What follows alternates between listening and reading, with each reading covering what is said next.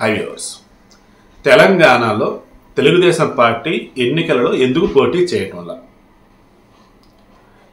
చిన్న లాజిక్ ఆలోచిస్తే అర్థమైపోయింది. బీఆర్ఎస్కి పడే ఓట్లు ఏవైతే ఉన్నాయో వాళ్ళకి, బీఆర్ఎస్ కాకుండా వేరే పార్టీలకు పడే ఓట్లు ఏవైతే ఉన్నాయో అవి చేల్చకూడదు. పవన్ కళ్యాణ్ స్ట్రాటజీని సేమ్ ఇక్కడ చంద్రబాబు పాటిస్తూ ఉన్నారు. అఫ్ కోర్స్ మన చంద్రబాబు నాయుడు జైల్లో ఉండడం, ఇక్కడ ప్రచారం చేయడానికి స్కోప్ లేకపోవటం, ఈ రీజన్స్ వల్ల ఆనాడు ఉన్నటువంటి తెలంగాణ టీడీపీ అధ్యక్షుడు కాసరి జ్ఞానేశ్వరికి ఎక్స్ప్లెయిన్ చేస్తే ఆయన వచ్చేటప్పటికి ఏమన్నారు, బాధగా ఉంది, కార్యకర్తలు ఒప్పుకోవట్లేదు, ఆల్రెడీ 67 స్థానాల అభ్యర్థులు రెడీ అయ్యారని చెప్పాడు. ఇక ఆ తర్వాత ఆగమేఘల మీద బీఆర్ఎస్లో జాయిన్ అయ్యాడు. ఇంకా ఎప్పట్లాగే ఏదో మాట్లాడేశాడు. ఆ తర్వాత టీడీపీలు కూడా గట్టిగానే కౌంటర్లు ఇచ్చారు. చాలా జరిగిపోయినాయి అవన్నీ. ఇప్పుడు మనం మాట్లాడేది ఏంటంటే, రాజకీయం అనగానే తెలుగు రాష్ట్రాలలో ఫస్ట్ చంద్రబాబు పేరు వినపడతా ఉండేది. ఎందుకు, ఎక్కడ ఏ రకంగా స్టెప్ వేయాలి పాలిటిక్స్లో అనేది ఆయనకు తెలిసినంత ఎవరికి తెలియదు. అంతిమంగా ఆయన లబ్ధి చేకూరే విధంగా చూసుకుంటాడు, అండ్ ప్రజలు కూడా బాగుండేలా చూసుకుంటాడు. ఈసారి ఆ రకంగా ఆయన అడుగు వేస్తే ఊహించిన విధంగా జగన్మోహన్ రెడ్డి స్కెచ్ వేసి టీడీపీకి నష్టం చేకూరేలాగా, అండ్ జగన్మోహన్ రెడ్డి యొక్క ఫ్రెండ్లీ పార్టీ ఏదైతే ఉందో బీఆర్ఎస్కి లాభం చేకూరే విధంగా అసలు పవన్ కళ్యాణ్ కూడా ఏమాత్రం ఆలోచన కూడా అందకుండా బీజేపీని రంగంలోకి దింపారని అంటున్నారు. ఎలా ఏంటి? ఆంధ్ర మేధావి హక్కుల ఫోరం కన్వీనర్ ఎవరైతే ఉన్నారో చలసా శ్రీనివాస్ గారు, మా మిత్రులే, ఆయన పోస్ట్ పెట్టారు. బీజేపీ విశ్వ కౌగిలలో పవన్ కళ్యాణ్ చిక్కున్నాడు, జనసేన చిక్కుంది అన్నట్టు. బట్ మొత్తం ఆలోచిస్తే పోతే నాకు పవన్ కళ్యాణ్ కాదు, నాకు జగన్మోహన్ రెడ్డి కనిపిస్తూ ఉన్నాడు. ఏపీలో టీడీపీ జనసేన కలిసి పోటీ చేస్తున్నారు, ప్రభుత్వ వ్యతిరేక ఓటు చేల్చకూడదని. బట్ తెలంగాణలో జనసేన బీజేపీతో కలిసి వెళ్తుంది, ఇక్కడ ప్రభుత్వ వ్యతిరేక ఓటు బ్రహ్మాండంగా చీల్చేస్తున్నారు ఇక్కడ. మరి ఇదేం లాజిక్? ఏపీలో ఒక న్యాయం, ఇక్కడ ఒక న్యాయం అంటే ఏపీలో ఎక్కువ పార్టీలు లేవు, బీజేపీకి ఓట్లు పడే ఛాన్స్ లేదు. కాంగ్రెస్ పరిస్థితి కూడా అది, కమ్యూనిస్టులు వచ్చి సౌరవంతో పొత్తు పెట్టుకుంటే అది, లేదంటే లేదు. అండ్ జనాలంతా వైసీపీ మీద విసిగెత్తిపోయి ఉన్నారు. సో ఇక వేరే పార్టీకి వెళ్ళినప్పుడు 4-5 పార్టీలు కనిపిస్తే ఓట్లు చీలిపోతాయి. అలా కాకుండా ఒక కూటమి కనిపిస్తే అటు ఓట్లు వేస్తారంటే అలా. ఇప్పుడు తెలంగాణలో ఏమైంది, ఒక బీఆర్ఎస్ అనే కాదు, ఈ పార్టీ బాగుంది, ఈ పార్టీ బాగుంది, ఇలా రకరకాలుగా ఆలోచిస్తూ ఉన్నారు. సో అలాంటప్పుడు ఇక్కడ పోటీ చేయడం తప్పు ఏముంది అన్నట్టుగా జనసేన ఆలోచించారని అంటున్నారు. బట్ చంద్రబాబు నాయుడు యొక్క వ్యూహం ఏంటి? అవునన్నా కాదన్నా, నిన్న ఈటెల రాజేందర్ చెప్పినా, హరీష్ చెప్పినా, ఇక మరికొంతమంది చెప్పినా, బీజేపీ వాళ్ళు చెప్పినా, బీఆర్ఎస్ వాళ్ళు చెప్పినా ఏంటి, ఒకటే మాట, కాంగ్రెస్కి లాభపడే విధంగా చంద్రబాబు నాయుడు ఈరోజు స్టెప్ తీసుకున్నాడు. ఆయన ఎన్నికల్లో పోటీ చేయట్లా, అదే ఆయన తీసుకున్న అతిపెద్ద స్టెప్ అంటున్నారు. ఎన్నికల్లో పోటీ చేయడం ద్వారా ఓట్లు చీలిపోతాయి, తద్వారా బీఆర్ఎస్ లాభం చేకూరొచ్చు, లేదన్నప్పుడు బీజేపీకి లాభం చేకూరొచ్చు. బట్ కాంగ్రెస్ అయితే లాభం చేకూరదు అంటారు. ఎందుకు రా బాబు, ఏంట్రా బాబు అంటే, ఈరోజు కాంగ్రెస్కి ఎవరైతే ఓట్లు వేద్దామని అనుకుంటూ ఉన్నారో వాళ్ళు బీజేపీ మీద కోపంతో ఉన్నారు, బీఆర్ఎస్ మీద కోపంతో ఉన్నారు.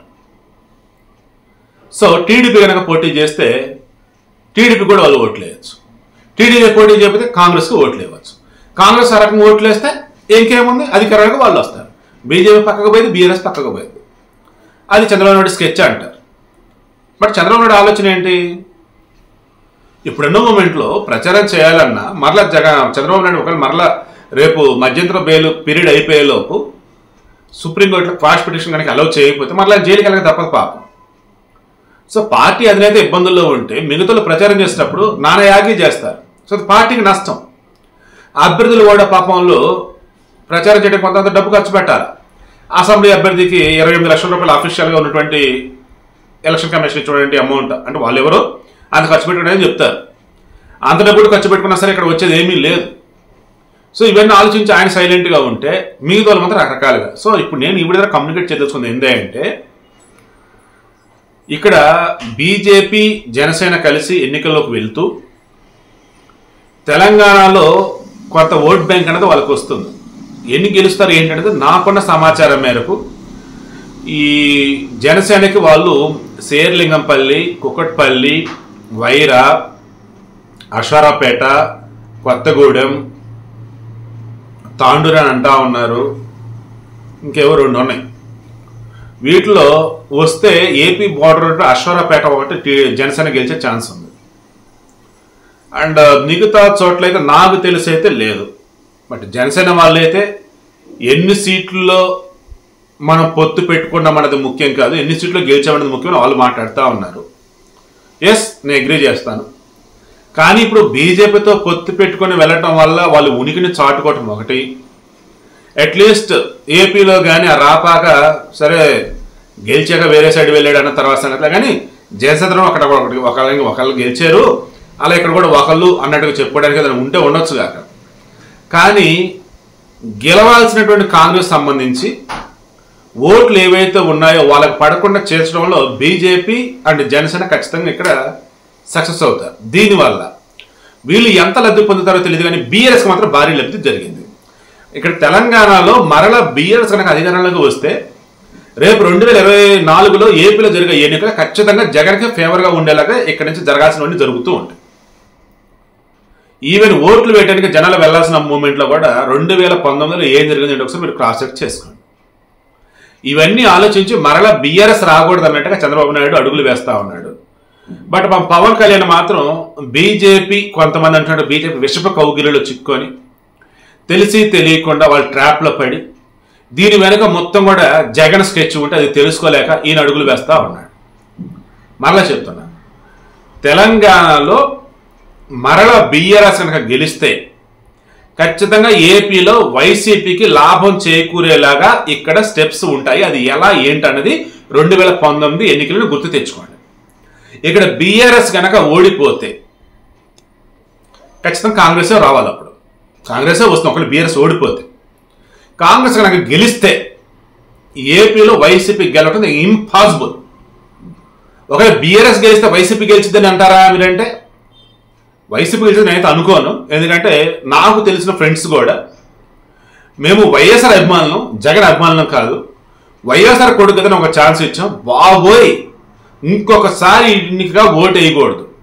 రోడ్డులు లేవు, ఉద్యోగాలు లేవు, నోటిఫికేషన్లు లేవు, మద్య నిషేధం లేదు, మెగా డిఎస్సి లేదు, ఏదైతే చెప్పాడో ఏమి జరగకపోగా మళ్ళీ 98%, 99% అన్ని హామీలు అమలుపరచమని చెప్తా ఉన్నాడు.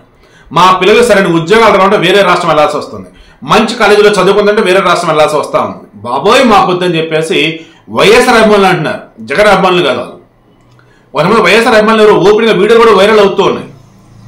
వాళ్ళ నాన్న ఫోటో పెట్టుకుని ఈయన గెలిచాడు, ఈరోజు వాళ్ళ నాన్న ఫోటో కూడా తీసి ఈయనదే మొత్తం అన్నట్టుగా చూపించుకుంటా ఉన్నాడు, ఏంది అసలు ఈయన అని అంటాను. సో అంతిమంగా నేను చెప్పేది, చంద్రబాబు ఏమో ఇక్కడ ప్రజలకు అనుగుణంగా ఉండేలా కావచ్చు, లేదన్నప్పుడు రాజకీయంగా ఏపీకి సంబంధించి ఎంతో కొంత వైసీపీకి లాభపడకుండా ఉండేలాగా ఉండే పార్టీ వస్తే బాగుండని ఆయన అనుకున్నారు. అందుకే ఆయన డ్రాప్ అయ్యారు. ఇదే ఓపెనింగ్ అనేది చెప్పున్నారు రీటైల్ రాజేంద్ర, హరీష్ అంతా కూడా అదే నిజం. బట్ ఇక్కడ వచ్చేటప్పటికేమో పవన్ కళ్యాణ్ జనసేన పార్టీ అని చెప్పేసి బీజేపీతో కలిసి వెళ్ళటం ద్వారా ఊహించని విధంగా ఇక్కడ వీళ్ళ కనుక ఓట్లు కనుక తక్కువ వచ్చినా, సీట్లు రాకపోయినా రేపటి రోజు భయంకరమైన ఎటకారం చేస్తారు వైసీపీ జనసేనని. అది టీడీపీకి మైనస్ అయ్యే అవకాశం ఉండొచ్చు. మరి ఆల్రెడీ అడిగేశారు కాబట్టి let's hope for the best. But sketch అయితే తెలంగాణలో నడుస్తున్నదైతే అటు కేసరి ఇటు జగన్ అని నాకైతే అనిపిస్తా ఉంది.